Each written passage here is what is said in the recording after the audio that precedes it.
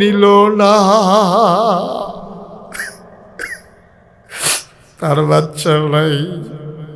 একটা মানুষ খবর নিল না। আমরা গরিব মানুষ বলে, ও হালিমা, হালিমা তোমার বুঝি মায়া লাগছে গো হালিমা? আহলান সাহলান মারহাবা, মোস্ট ওয়েলকাম, আমার ঘরে তোমারে স্বাগতম। হালিমা ঘরে ঢুকলেন। হালিমা কয়, আমি ঘরের ভিতরে ঢুকে দেখলাম মা আমেনা আসন পেতে বিছানা পেতে বিছানার উপরে বসে আছেন।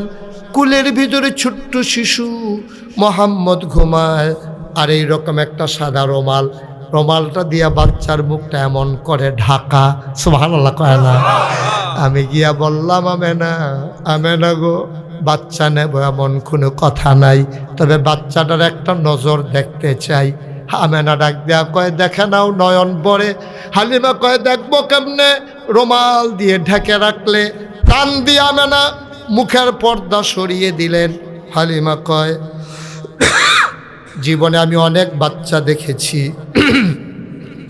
জীবনে আমি অনেক বাচ্চা দেখেছি, খোদার কসম এমন সুন্দর বাচ্চা আমি হালিমা আমার জীবনে আর একটাও দেখি না।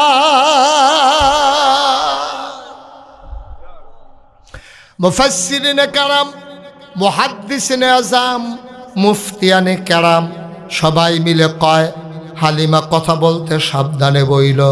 তুমি বলতেছ এত সুন্দর বাচ্চা দেখো নাই, দেখবা কেমনে গো হালিমা? এত সুন্দর বাচ্চা দ্বিতীয় আর একটা আমার আল্লাহ বানায় না।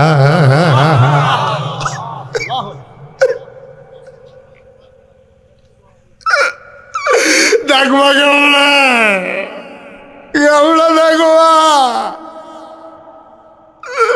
আর যে সুন্দর বাচ্চা আমার আল্লাহ আর বানায় নাই, বানাই যায় না। দেখবা, দেখবা কেমনে?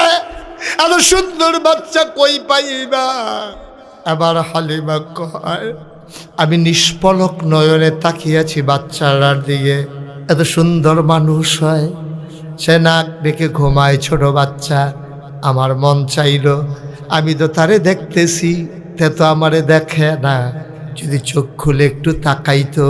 খোদার কসম আমি কাউরে কিচ্ছু বলি নাই, যেই শুধু চিন্তা করেছি চোখ খুলে তাকাইলে সে আমারে দেখতো। খোদার কসম হঠাৎ করে দেখলাম তার চোখের পাতাটা টিপ টিপ করে নড়তেছে। আমার মনে হইল চোখের পাতা তো নয়, ফুটন্ত গোলাপের গোলাপি রঙের দুইটা পাপড়ি মৃদু মন্দ বাতাসে যেন দোল খাইতেছে।